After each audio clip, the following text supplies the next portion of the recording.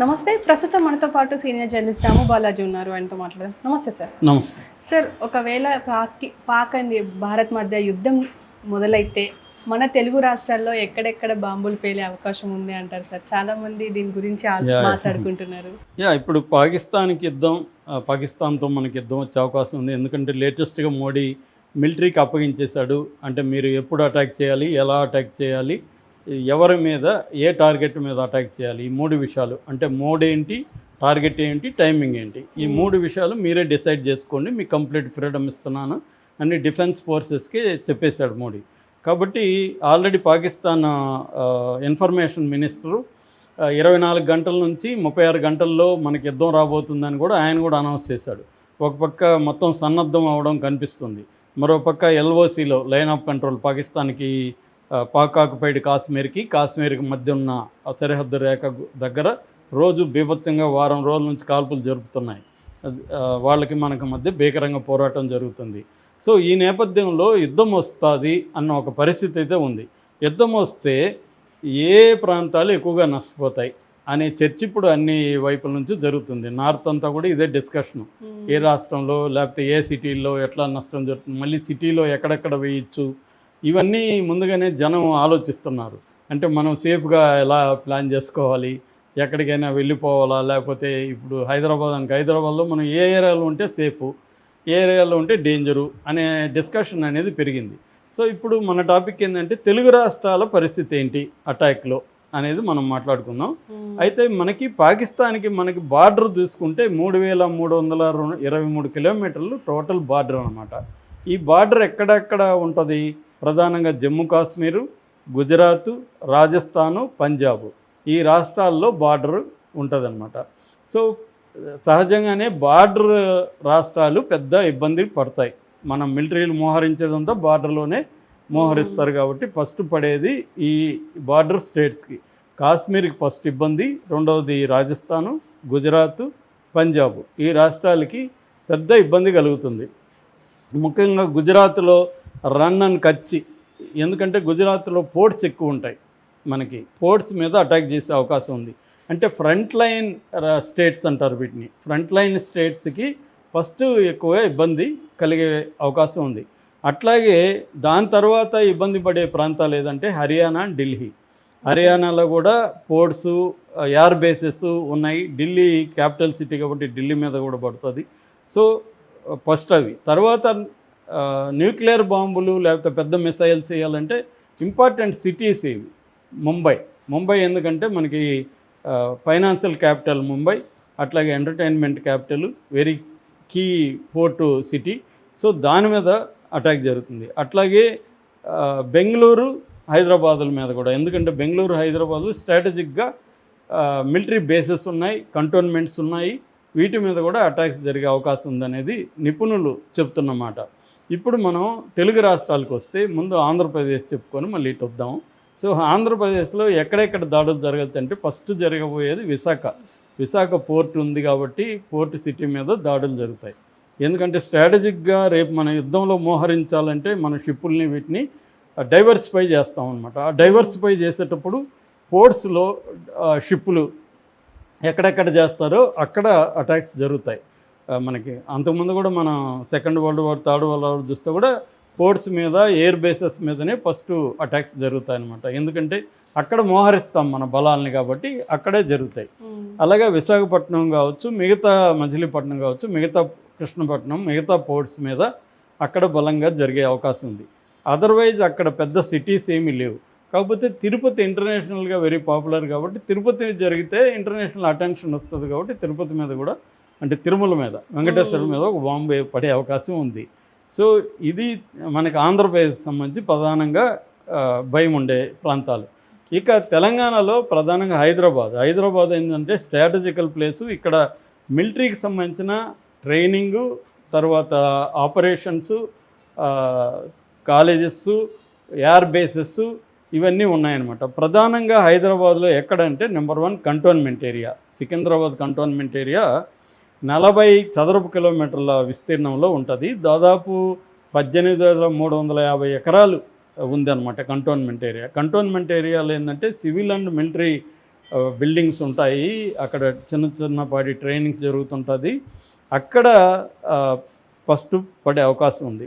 రెండోది DRDO labs, defence research and development organisation labs Kanchanbagh DRDO మీద పడుతుంది. ఎందుకంటే మిలిటరీకి సంబంధించిన టెక్నాలజీని అందిస్తుంది, సైబర్ టెక్నాలజీని అందిస్తుంది.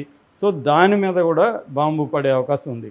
అట్లాగే ఆర్డినెన్స్ ఫ్యాక్టరీ బోయిన్పల్లిలో ఆర్డినెన్స్ ఫ్యాక్టరీ ఉంది. అంటే ఎక్విప్మెంట్ కావచ్చు, మిలిటరీ వెహికల్స్ కావచ్చు, ఇవన్నీ ఇక్కడ తయారవుతాయి. సో దాని మీద పడే అవకాశం ఉంది. అట్లాగే ఆర్టిలరీ సెంటర్ గోల్కొండ ఆర్టిలరీకి సంబంధించిన ట్రైనింగ్ అవన్నీ అక్కడ ఇస్తారు, అక్కడ బాంబు వేసే అవకాశం ఉంది. రెండవది హకీంపేటలో ఎయిర్ఫోర్స్ స్టేషన్ ఉంది. ఎయిర్ఫోర్స్ స్టేషన్లో కూడా మనకు అక్కడ ట్రైనింగ్ ఆపరేషన్స్ ఇవన్నీ జరుగుతాయి. ట్రైనింగ్ అండ్ ఆపరేషన్స్ రెండు కూడా హకీంపేటలో ఉండే ఎయిర్ బేస్ స్టేషన్లో జరుగుతాయి. సో దాని మీద ఒక బాంబు పడే అవకాశం ఉంది. అయితే చాలామంది ఏమనుకుంటున్నారంటే ఇవే కదా పడతాయి, మనం వెళ్ళి ఓల్డ్ సిటీలోనో లేకపోతే అవుట్స్కట్స్లో రామోజీ ఫిలిం సిటీ దగ్గర ఎక్కడో రూములు తీసుకొని ఇల్లు తీసుకొని అక్కడ ఉండిపోవచ్చు కదా అనే ప్లాన్లు కొంతమంది వేసుకుంటున్నారు హైదరాబాద్లో ఉంటే. సో వీళ్ళకి ఇప్పుడు ఏంటంటే ఇక్కడ మనం గుర్తుపెట్టుకోవాల్సింది, ఒక బాంబు లేకపోతే ఒక మిసైల్ వేస్తే అక్కడ మాత్రమే ప్రమాదం జరుగుతుందా, పక్కన జరగదా అంటే చెప్పలేం. ఎందుకంటే ప్రెసిషన్ స్ట్రైక్స్ అంటారు, అంటే ఎక్కడేస్తే అక్కడ వరకే డ్యామేజ్ జరిగే విధంగా మిసైల్స్ కొన్ని ఉన్నాయి. అట్లా కాకుండా ప్రెసిషన్ లేని ఉన్నాయి, ఒక దగ్గర వేస్తే చాలా ఏరియాలు కవర్ అయ్యే అవకాశాలు ఉంది. అట్లాగాని జరిగితే మాత్రం అప్పుడు సేఫ్ ప్లేసులు కాదు. కాకపోతే అవుట్స్కట్స్ అనేవి కొంత సేఫ్ కావచ్చు. అప్పుడు ఓల్డ్ సిటీ, ఎందుకంటే ఓల్డ్ సిటీ ముస్లిమ్స్ కాబట్టి వెయ్యర్ అనే ఒక ఫిలాసఫీ వీళ్ళు పెట్టుకున్నారు. కానీ యుద్ధంలో అట్లేమీ ఉండదు. ఒక్కోసారి ఏంటంటే అదేదో అంటాడు, ఒక పతంజలి నవల్లో ఒక ఇది ఉంటుంది, వీడు మనోళ్ళనే కొట్టాలన్న మన శత్రువులనే కొట్టాలని లేదు, నీకు కొట్టాలనిపిస్తే మనోళ్ళని కూడా కొట్టంటాడు. అంటే కొట్టడం ముఖ్యం ఇక్కడ అని యుద్ధం వస్తే. అలాగా యుద్ధం వస్తే కరెక్ట్గా ఈ ప్రాంతంలోనే నష్టం జరుగుతుందని చెప్పలేం. ఇప్పుడు లెబనాన్ మీద బాంబులు వేస్తున్నారు, ఓన్లీ మిలిటరీ దీని మీద వేయలేదు, వాళ్ళు సివిల్ దీని మీద కూడా వేసేస్తున్నారు ఇజ్రాయిల్. ఒకసారి యుద్ధం స్టార్ట్ అయినాక గందరగోళం నెలకొంటుంది, ఎక్కడ వేయాలి ఎవడ వేయాలి ఏం గందరగోళం ఉంటుంది. నష్టం జరగాలి కాబట్టి ఇంక అందరి మీద వేయడం మొదలు పెడతారు. మామూలుగా సామెత ఏమంటే, నేను నిన్ను దెబ్బ కొడితే నీకే తగలాలి, ప్రజలకు దెబ్బ తగలకూడదు.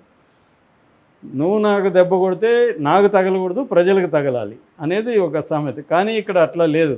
ఇప్పుడు మనం ఆల్రెడీ ప్రజల్ని దెబ్బ కొట్టేసాం. పాకిస్తాన్ ప్రజలందరికీ కూడా నష్టం జరిగే విధంగా మనం ఇండస్ వాటర్ ట్రీటీ జరిగింది. అందుకని ప్రజల్లో ఇప్పుడు పాకిస్తాన్ పాలకుల పట్ల, అసీం మునీర్ పట్ల సాఫ్ట్ కార్నర్ వచ్చేసింది అక్కడ పాకిస్తాన్లో మనం చేసిన ఆ చర్య వల్ల.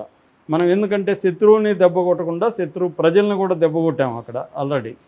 సో ఇప్పుడు ఇవన్నీ జరిగినప్పుడు మనకు మాత్రం ఈ సెంటర్లోనే ఏరియా వేస్తారు ఖచ్చితంగా ఇక్కడైతే.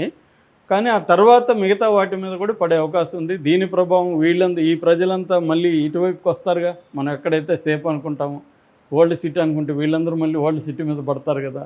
సో కాబట్టి ఒక్కసారి యుద్ధం వచ్చినాక ఎవరు సేఫ్ కాదనేది చెప్పలేము. కాకపోతే కొన్ని స్ట్రాటజిక్ ప్లేసెస్ అయితే మాత్రం అవాయిడ్ చేయాలి. అది గవర్నమెంటే ముందుగా హెచ్చరిస్తుంది మనకి. గవర్నమెంట్ చెప్తుంది ఈ ప్లేసుల నుంచి ఎవాక్యువేట్ చేసేయండి అని మనకు చెప్తుంది. అందుకని ఒకవేళ యుద్ధం వస్తే మాత్రం ఆ యుద్ధం ఏ స్థాయిలో ఉంటుందనే దాన్ని బట్టి ఆధారపడింది.